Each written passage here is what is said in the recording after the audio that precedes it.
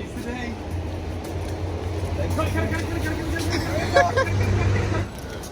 Yeah, it's been down for over a year. Are we looking on that side? Oh! Clear on this side. I cut it hard. That's not good.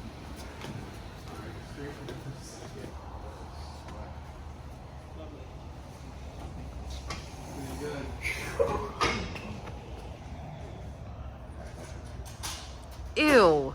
No, ew. Jeremy, that's gross. It's only gross if he has mites. He might. He uses one side, I use the other. It's like inside, outside, front side, backwards. That's gross. Well, after sitting outside through a hurricane and all that other junk, yeah, Sam's still here and waterlogged, rusted, and we're going to fix it and get it running tonight, apparently. So this guy, local legend to Gettysburg and Hanover, Pennsylvania, says we're going to get this running tonight. I don't believe him, but we're going to try. Hopefully we don't have anything that's really going to prevent us. Like that input shaft right there, we're going to have to get, yeah, there's lots of rust and stuff. And yeah, I don't know if we did that or if like something. What is that? Well, that's the intake. So, I mean, I'm pretty sure we plugged it with something, but yeah, it looks like it's plugged with something. All right, well, we're going to get to it. All right, so we got this 5.3 right here, and we've done some kind of special stuff to it. So this is kind of going more with like the Copo motif rather than, well, the 427 that we had before. That was a little pricey and kind of had to let it go. But this guy right here, I think, is going to be able to do the job just fine. So check this out here. We did a little something different that we haven't done before. A buddy of mine who's taking some 5.3s to run in the 7s. We got this Tick Performance half-inch stud deal, and well, we got this stud right here, putting it in. So the other day we got this all in, and just a moment ago here, we got to do the cylinder heads next, so we're gonna do that. But once you put the half-inch studs in there, this thing should have a hell of a lot more clamping force, be able to take a lot more abuse without lifting a head gasket. Now, we never had a problem with the 427 or anything like that, but with this 5.3, there's going to be a little bit more compression ratio, and well, we just want this thing to live. We want to get Uncle Sam back to ripping again, and I mean, it's been a long time, so this is honestly what our best bet was right here. So this is going to be a stock bottom end, ring gapped, all set up, but half-inch studs should be on ethanol and methanol. Same recipe for a whole lot of power. Oh, we also forgot to mention really quick here. So it's my personal favorite camshaft here. That is a Brian Tooley PDS Stage 3 for positive placement Stage 3. And that is an absolutely sick freaking camshaft. Anything that you want to do force induction wise, this is by far the best performing all around camshaft that I have experienced. Makes power on the bottom, top, sounds mean as could be, but has awesome drivability. It's just honestly cannot be beat. All right, we got a super nice set of 243s all ported up in the house. We've been doing a whole lot of ported heads here lately and getting a lot of stuff done. Man, that is a ratty toolbox here. That is actually, I think that was the one that was in my truck. Oh, is it? No. I thought this was one I pulled out of my truck. Mine. Okay. I brought it down just because, you know, I know how the tools are around here. Oh, freaking can't miss out a cheap shot.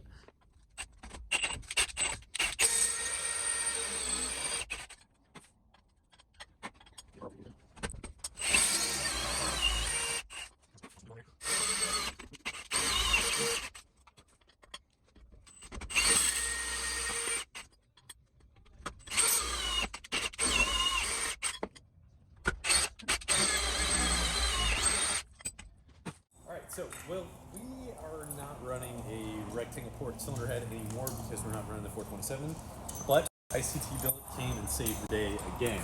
Like, these guys are always coming in clutch. You want to overnight some parts and you're in a jam? Dude, all the time, these guys have come through. So what we're doing here is, this is the LS3 style blower is at the exit right there, and it is going to our cathedral port head. So we're going to do this to adapt our blower. Blower's going to sit up yet a little bit higher. So I like that. Remember the days when we had that and it was like sparking? Yes. That was pretty wild. Is that going to happen again? Put a clip of that in there. Oh man, that'd be hard to find. The blower's going to be a little higher, probably another 10 mil. So who knows? that's cool. But yeah, these are going to be a requirement in order for us to be able to run this on this engine, and I'm super pleased that ICT came through yet again. So check out all their stuff for their swaps. I mean, literally, I can't say enough good stuff about them. They're freaking absolutely awesome. No, I know that. I'm just like looking at everything. It looks like it's going to fit, but just freaking barely. Yeah. Those half-inch studs are like really... So I think also we didn't sink them as deep as we absolutely had to. We are barely going to fit, but it is definitely going to clear. One of the things that's really important that we've always had on this motor is being able to vent these back steam port deals. And I'm a really big fan of doing that on big horsepower stuff, is that the back of the cylinder heads can definitely vary dramatically in temperature from the front to the rear. And the only reason I know that is that I've had a lot of swap cars that have been with the coolant temp sensor back there, and it reads vastly different than up here. And so being able to get all these being able to get all the steam out of here and kind of getting it up to the front rather than having the backs, which are the most likely to melt, you can have a problem, spark knock in the back of the engine, whereas the front, but this helps mitigate that.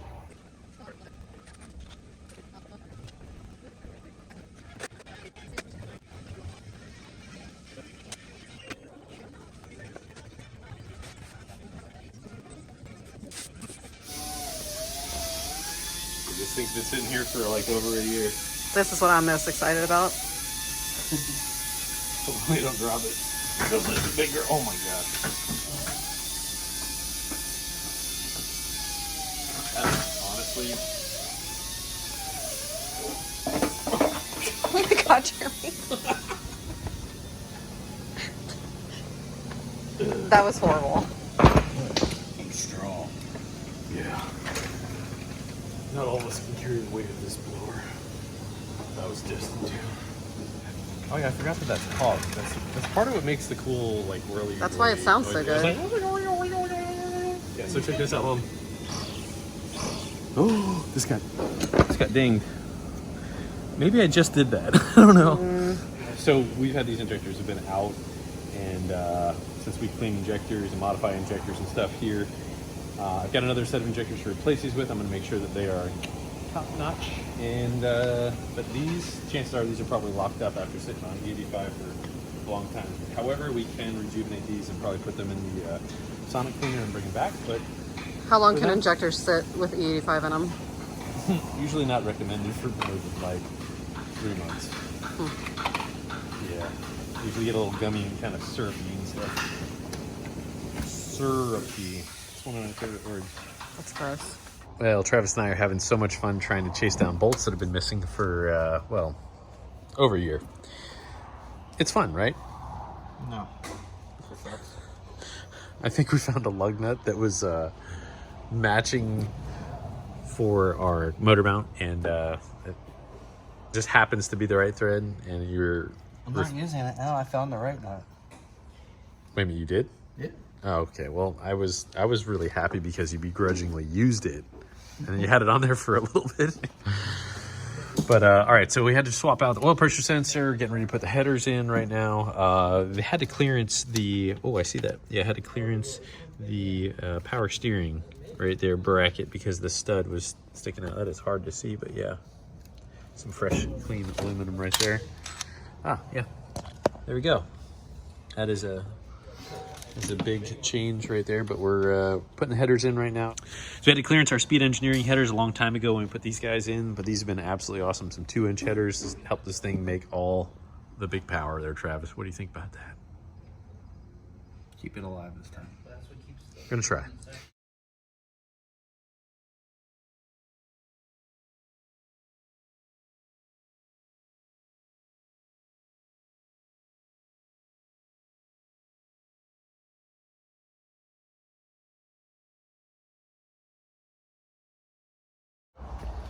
All right, it is about that time. We got everything pretty well set, and it's, yeah. Oh, see that? That's how you mess that up.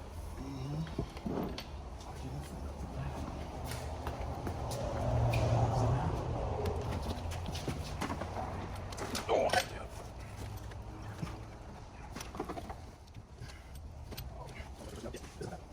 Get the first one.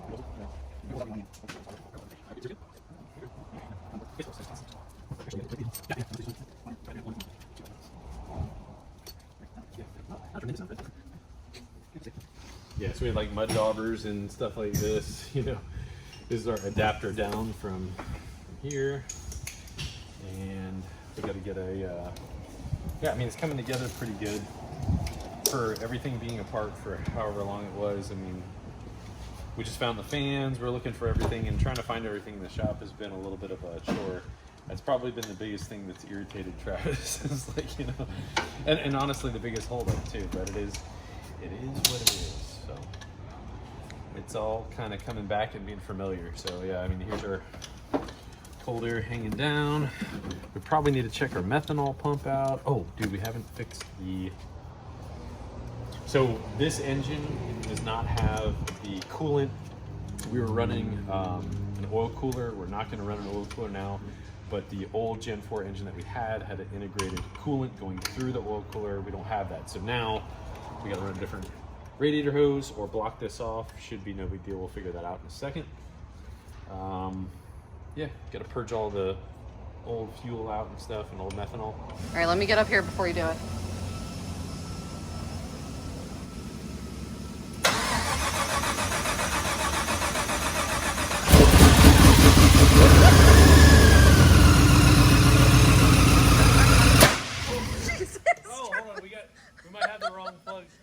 Remember, we got the might have had the coils backwards. Bam! What side was backwards? I don't know. Alright. Yeah. Now we gotta figure out which side was backwards. Yeah, hold on a second. I'll like. Oh jeez. So what's this side might have backwards coils. I thought you said it didn't matter when you were putting them on yesterday. Well, I mean, it's not going to matter until now. I can. Oh my gosh. How do you figure out which? Yeah, the colors are so faded. Yeah, there is one for whatever cylinder, and I don't know what it is right now. So I could probably check that and figure that out. Hey, but it sounded cool until that. Yeah. No, it's gonna be good. It's gonna be good.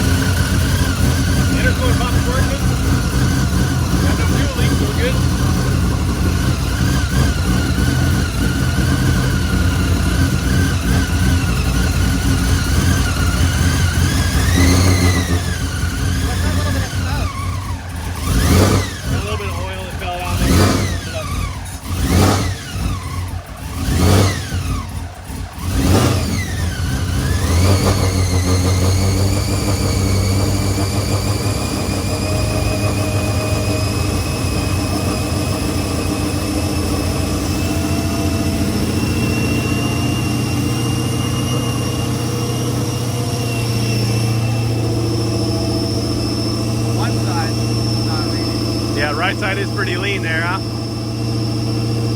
It looks like we got a bad O2 on bank 2. It's not heating up. Yeah, we're okay. So the low values right there shows that it's lean. But that one that's 450, it's not moving at all. You can see it right there.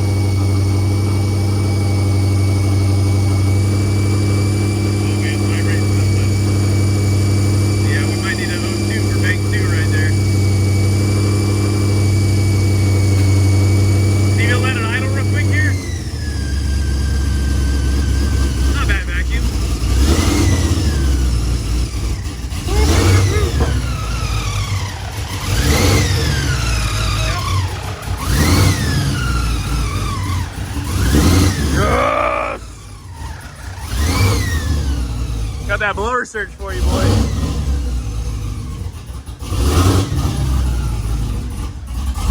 You need a little blower surge in your life.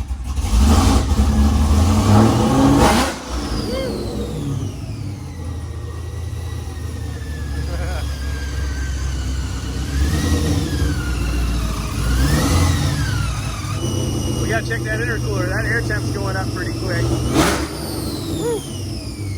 That gum. We gotta see about, okay, so the O2 is coming around. It's just acting dumb. Yeah, I think it's gonna be adding a whole bunch of fuel. Yeah, kill it. Yeah, for sure. Okay, so since that O2 sensor was really lazy, it was thinking that it was lean and adding a whole bunch more fuel there. We definitely don't want that, especially on a good fresh motor. So yeah, we're gonna need an O2 sensor, but hey man, dude, great job, man. Freaking, that is sick, dude. We should check how much boost that made. You give it a teeny tiny little rip and it's, Sounds rowdy. oh my gosh, we were doing that the whole time, and we need to have the methanol already.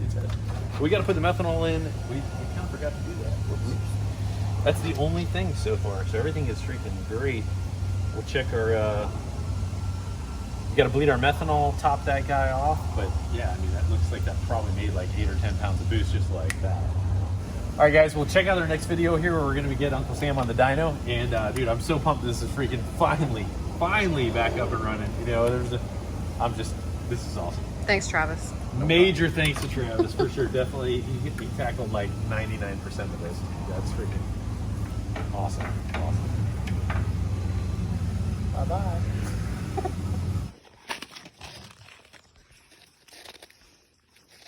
Is that good, buddy?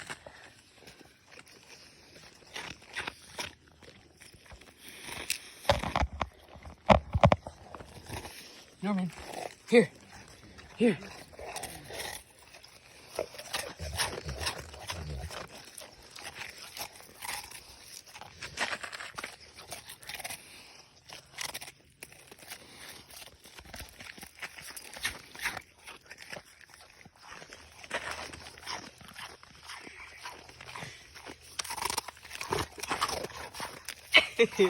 You want some?